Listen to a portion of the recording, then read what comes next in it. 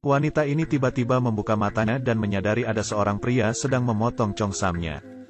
Dia sangat ingin melawan, tetapi mendapati bahwa dirinya tak bertenaga dan tak bisa bergerak. Hanya bisa bertanya dengan lemahnya, "Siapa kamu? Apa yang mau kamu lakukan?" Si pria masih sibuk sendiri terus memotong congsam si wanita tanpa ekspresi. Dia berkata dengan datar, "Ini adalah ruang mayat. Kamu sudah mati, dan aku sedang membantumu membersihkan tubuh." Si wanita pastinya tidak akan percaya omong kosong seperti ini. Berkata, "Jika aku sudah mati, bagaimana aku masih bisa bicara denganmu?" Si pria terus memotong congsam si wanita sambil berkata, "Karena sejak lahir aku bisa melihat yang tak bisa dilihat oleh orang lain. Di atasnya ada cap dari pemerintah, ini membuktikan bahwa dia benar-benar sudah mati. Di atasnya ada cap dari pemerintah, ini membuktikan bahwa dia benar-benar sudah mati." Di saat ini, di otak si wanita terbayang adegan saat kemarin dirinya terjatuh ke sungai. Dia tidak bisa menahan air mata, mau tidak mau menerima kenyataan pahit ini. Si pria terus merapikan penampilan si wanita dan hanya menyisakan sehelai daster merah di tubuhnya. Lalu dia mengambil obat dan menyuntikkannya ke tubuhnya. Katanya, agar tubuh si wanita tidak membusuk sebelum pemakaman. Kemudian si wanita kehilangan kesadaran. Waktu terbangun lagi, dia menyadari dirinya bisa bergerak. Oleh karena itu, mulai meragukan lagi apakah dirinya benar-benar sudah mati. Dan saat si pria pulang, dia memegang jarum suntik dan mengancam agar membiarkannya pergi. Si pria tidak panik sama sekali, dia seperti sudah terbiasa dengan hal seperti ini. Berkata, "Jika kamu masih meragukan tentang apakah kamu sudah mati, bisa mencoba meraba nadimu." Si wanita segera meraba nadinya, dan menyadari bahwa benar-benar sudah berhenti berdetak. Di saat yang sama, di dalam benaknya muncul gambaran jiwanya keluar dari tubuhnya.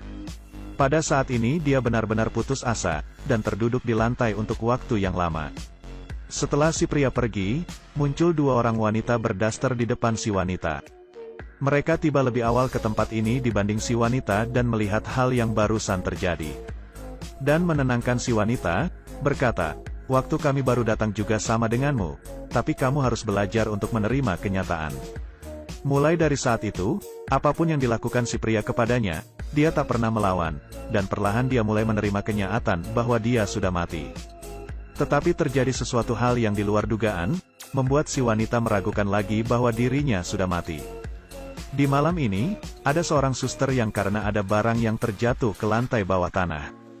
Jadi turun ke bawah untuk mengambilnya dan mendengar ada suara dari kamar mayat. Oleh karena itu, dia mengintip dari lubang kunci, dan melihat bahwa si wanita hidup kembali. Sangat mendadak, sehingga membuatnya terjatuh dan berteriak kencang.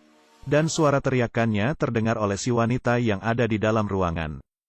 Oleh karena itu dia juga mengintip dari lubang kunci dan melihat suster yang panik. Dan mendengarnya terus berteriak, "Ada hantu." Jelas, si suster melihatnya barusan. Tetapi jika dia memang hantu, bagaimana mungkin si suster dapat melihatnya?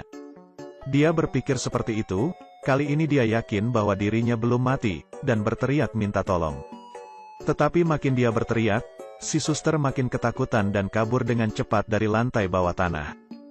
Dia menceritakan hal aneh ini kepada kakaknya saat pulang ke rumah. Kakak si suster adalah tunangan si wanita, biarpun dia tahu bahwa bangkit dari mati adalah hal yang tidak masuk akal. Tetapi dia tetap memutuskan untuk memeriksa hal ini ke rumah sakit besok pagi. Dan saat ini, si wanita memutuskan untuk menolong dirinya sendiri, saat si pria pulang kembali. Dia berpura-pura lemah dan meminta si pria memeluknya, dan diam-diam mencuri kunci dari baju si pria. Waktu si pria pergi, si wanita segera membuka pintu kamar mayat. Tetapi saat dia membuka pintu besi terakhir dan bersiap kabur, si pria kembali dan si wanita tertangkap basah olehnya. Kali ini si pria tidak berpura-pura lagi dan memberitahu si wanita bahwa dia memang belum mati. Si wanita naik pitam, kemudian mengambil botol dan bersiap untuk melawan si pria. Tetapi saat si wanita berlari ke depannya, kelihatannya si pria tidak melakukan apapun. Si wanita langsung pingsan dan terjatuh di pelukan si pria.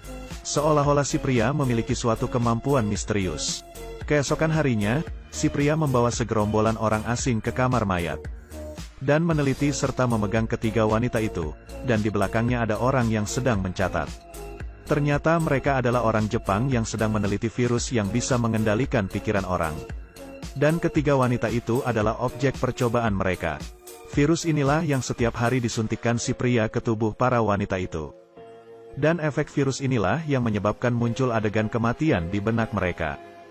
Hanya saja, si wanita baru saja datang, jadi masih belum bisa mengendalikannya sepenuhnya. Sedangkan kedua wanita lainnya tidak sama, mereka sudah percaya dari dulu bahwa dirinya adalah hantu dan tidak bisa digoyahkan. Ini seperti efek akhir dari air hipnotis. Orang-orang Jepang itu puas dengan hasil percobaannya, tetapi mereka tidak berniat melepaskan ketiga wanita itu. Mereka bersiap mengubur ketiga wanita itu hidup-hidup ke kuburannya masing-masing. Tetapi kemudian kekasih si wanita datang mencarinya. Dan melihat melalui lubang kunci, si wanita yang matanya sedikit terbuka.